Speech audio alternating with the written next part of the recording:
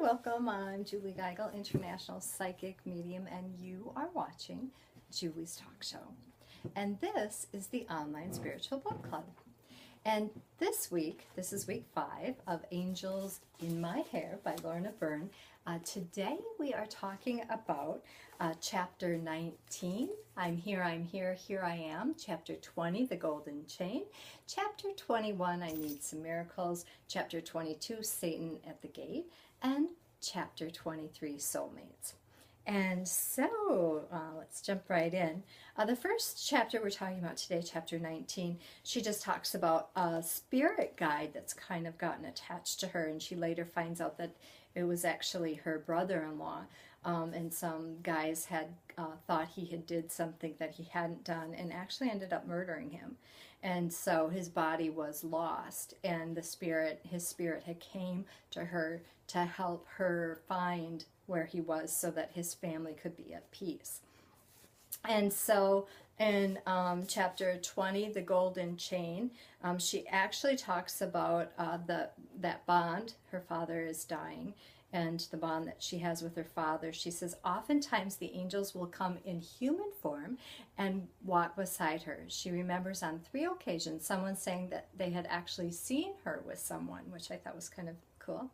And then, yes, her soul was connected to her dad by a golden chain. And so they just talk about this chain that is intertwined around both of their souls and how she helps her father move into his transition when he passes. It's really fascinating how they talk about that. And then chapter 21, I Need Some Miracles. She talks about the poverty that they lived in.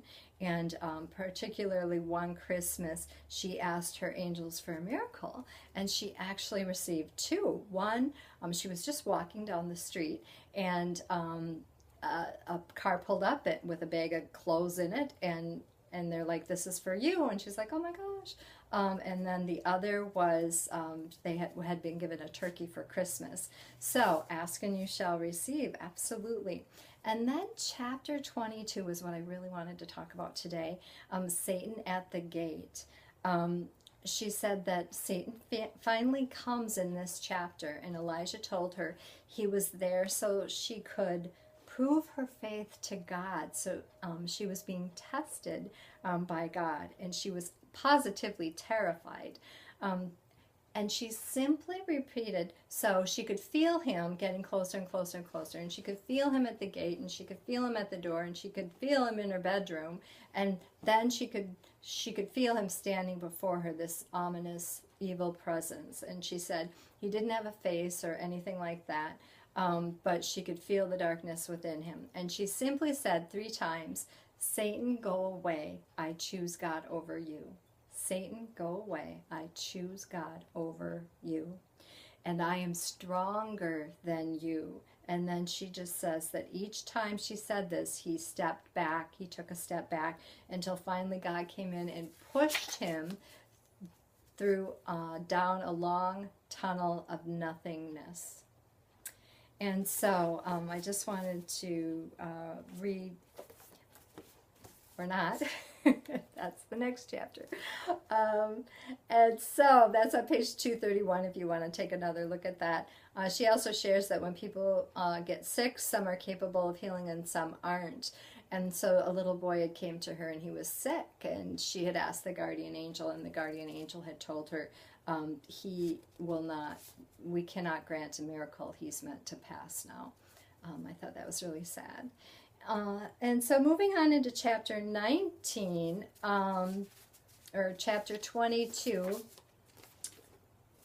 chapter 23, soulmates. Oh, I love this chapter on soulmates. She says, I know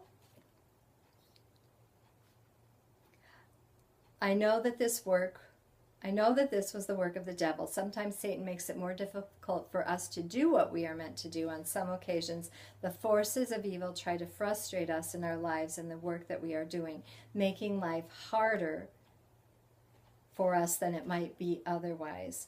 I am in a constant battle with the devil. When someone has a very strong faith, the devil tries to make it difficult and frequently succeeds in the short term.